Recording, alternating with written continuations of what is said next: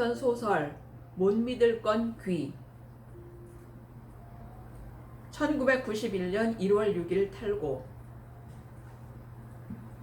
따르릉 따르릉 전화벨 소리에 라디오 볼륨을 낮추고 전화 송수화기를 집어든다. 여보세요. 안녕하세요. 상대방은 벌써 나를 알아본 것 같으나 나는 상대방을 짐작조차 할 수 없다. 누구신지요? 애인인데요. 애인이 하도 많아서요. 첫째예요. 첫째는 바로 내 옆에 있는데요. 그럼 어떡하나? 둘째는 싫고. 내가 전화 목소리를 잘 구분하지 못한다는 것을 아는 미선이는 가끔 전화를 걸어서 이렇게 나를 놀려주곤 한다. 맹인들의 청력을 검사해 본 결과 청력에 있어서만큼은 맹인들이 정상인들보다 나을 것이라는 일반의 예상을 깨고 맹인들의 청력이 정상인들의 그것에 비해 뒤떨어졌다는 보고서를 점자 신문에서 읽고 부실한 내 청력에 대해 생각을 모아보게 되었다. 중학교 1학년 땐가 2학년 땐가 고향을 떠나 먼 객지에서 공부를 하고 있던 나는 여름방학을 맞이하여 귀향길에 오르게 되었다. 털털거리는 시골버스로 4시간가량을 달려서 고향집 대문을 들어서는 순간 달려나오신 어머니. 이제 오나? 오느라 고생했지? 반가움이 전 같지 않은 어머니의 마중에 나는 어리둥절하며 반벙어리 소리를 하다 말고 입을 다물어 버렸다. 귀향길 차중에서 나는 속으로 다짐해 온 것이 있었다. 나이도 먹을 만큼 먹었으니 이번 방학부터는 엄마를 어머니로 고쳐 부르고 말도 높여서 존댓말을 쓰리라는 것이었다. 그런데 막상 그 어머니 앞에 이르고 보니 어머니라는 말이 나오지 않아 반벙어리 소리를 하고 말았던 것인데 그때 어머니라는 말이 입 밖으로 나오지 않은 것이 얼마나 다행이었는지. 아무튼 나를 마중하는 어머니의 태도는 마중하는 장면에서뿐만 아니라 내가 집 안으로 들어가고 난 다음에도 전과는 사뭇 다르기만 했다.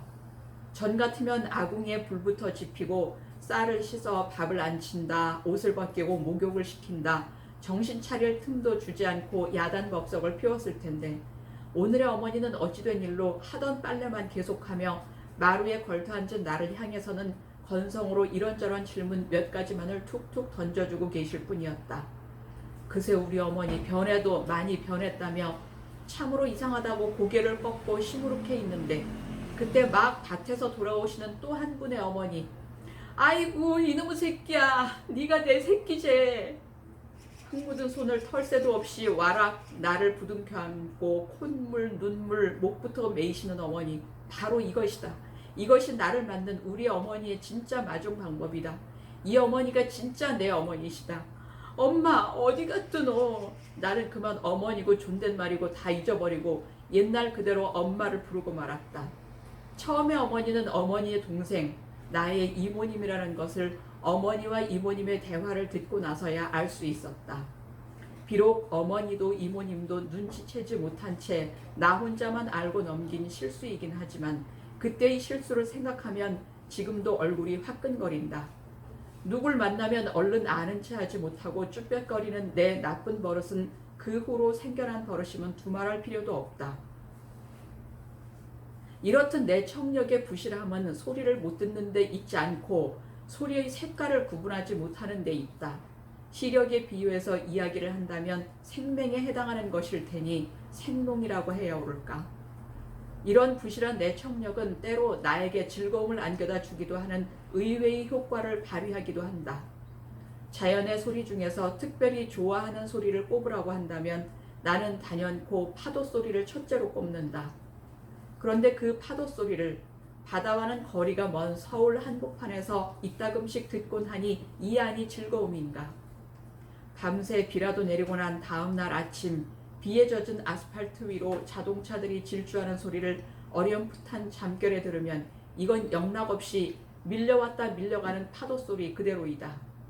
나는 그런 아침이면 의뢰의 어느 바닷가 백사장에 누워있는 꿈을 꾸며 마냥 늦잠을 즐기곤 한다.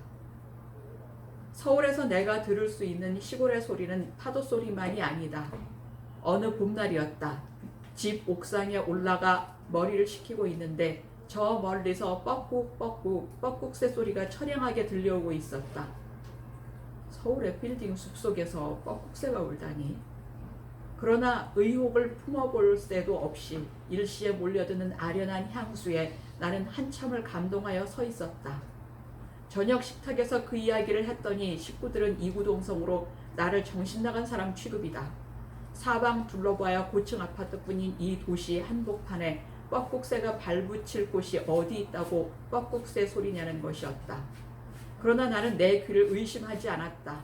서울 사람 시골 나들이, 시골 사람 서울 나들이, 요즘은 그것도 부족해서 동남아다 구랍하다 해외여행까지 한창이니 두메산골 뻐꾹새들도 개 모아 서울 나들이 왔다가 빌딩 숲을 지나면서 여기서는 내 목소리가 어떤 마리로 울려 퍼질까 하고 뻐꾹뻐꾹 울어보고 지나쳤는지 누가 알겠는가 말이다.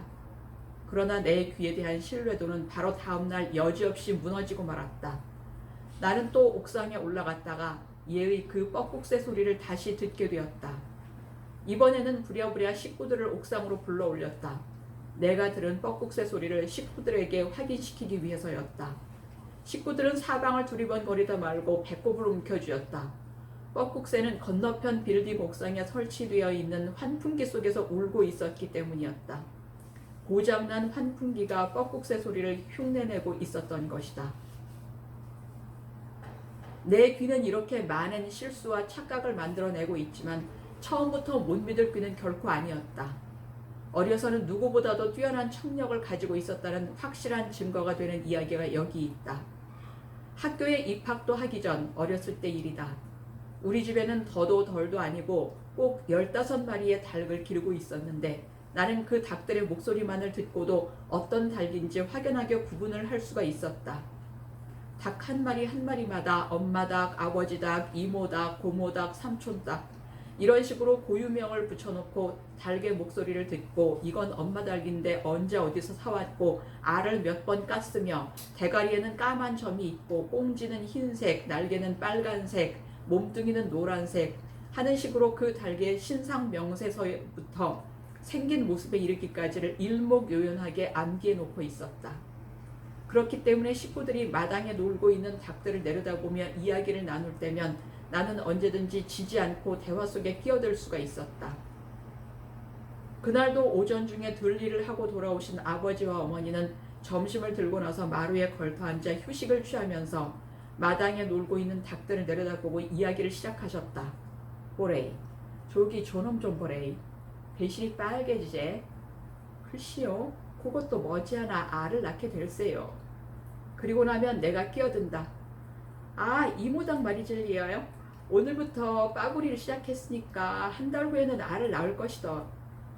참말이가 빠구리를 시작했나? 예, 시작했니더. 아까 모이를 먹다 말고 아버지 닭이 이모 닭을 2번이나 올라탔다 아인겨. 아이고 얄구제라. 어머니는 내 엉덩이를 사정없이 꼬집어 뜯었고 나는 아야야 엄살 섞인 비명을 고래고래 질러댔다. 달구 새끼들 두고 하는 이야기를 가지고 남의 알을 와 그러노? 아버지는 느긋하게 웃으시며 어머니를 나무랐다. 그리고 며칠이 지난 어느 날 저녁이었다. 호롱불을 들고 나가 닭장을 점검하고 돌아오신 아버지. 닭이 한 마리 없어졌대. 아무리 세어봐도 14마리밖에 안 된대. 아버지요, 어느 닭이 없어졌던겨? 모르지. 어두봐서 알 수가 있어야지. 다음날 아침 나는 날이 밝기 전에 닭장 앞에 가서 쪼그리고 앉아 닭들이 횃대에서 내려오기를 기다렸다. 그 결과 없어진 닭은 바로 며칠 전에 빠구리를 시작한 그 이모닭이라는 것이 밝혀졌다.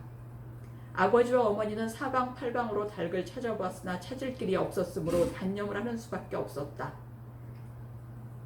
그리고 보름가량이 지난 어느 날이었다.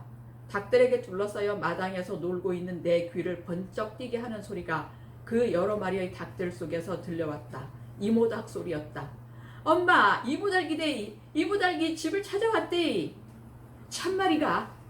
아버지도 어머니도 반가움을 감추지 못하고 안에서 뛰어나오셨다. 어디 있노? 이모닭이 어디 있노? 저기 감나무 밑에서 놀고 있다인겨. 저기 우리 닭인가? 아버지도 어머니도 그새 이모닭의 모습을 까맣게 잊고 말아 우리 닭임을 확인할 길이 없었다. 내가 우기기 시작했다.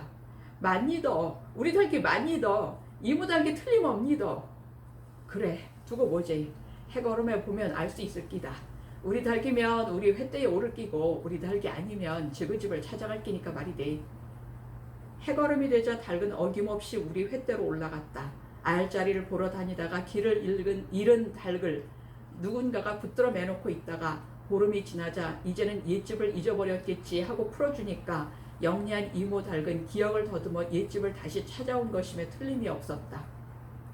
잃었던 닭을 되찾은 기쁨에 온 식구가 한참을 들떠 있는데 뒷집 덕칠이 아저씨가 밖에서 아버지를 불러냈다. 동생, 낯선 닭 한 마리 못 봤나? 그 닭이 형님네 닭인겨? 그래, 보름 전에 읍내 장에 가서 사왔다 아이가. 내가 나섰다. 아재요, 그 닭은 우리 닭이시더. 우리 이모 닭이란 말이시더. 너그 닭이라고 어디 포해놨나? 포할 필요가 뭐가 있는겨? 소리를 들으면 다 안다인겨. 소리를 들으면 안다고. 눈먼 아이의 귀가 어느 정도로 밝은 것인지 짐작이 가지 않는 덕칠이 아저씨는 그만 엉거주춤 한풀 꺾이고 말았다. 이때다 하고 아버지가 나섰다. 야는 맛 눈을 못 보는 대신에 귀가 귀신이니라요. 개미가 기가는 소리만 듣고도 흰개미인지 불개미인지 알아맞춘다인겨. 아버지는 닭을 찾겠다는 욕심에서도 그랬겠지만 그보다는 눈먼 아들을 둔 데 대한 열등의식을 보상받기 위해 더욱 당치도 않는 과장까지 하기에 이르렀을 것이다. 동생, 마침내는 덕칠이 아저씨가 우리 아버지 앞에 고개를 떨구고 말았다. 닭값을 배로 쳐서 갚을 테니 동네 소문만 나지 않게 해주게. 이렇게 해서 내 밝은 귀 하나로 잃었던 닭을 되찾기는 했지만 덕칠이 아저씨의 못된 소행을 덮어주다 보니 귀 하나로 닭을 찾은 눈먼 소년의 자랑스러운 이야기까지도 영원히 비밀에 붙여질 수밖에 없었다.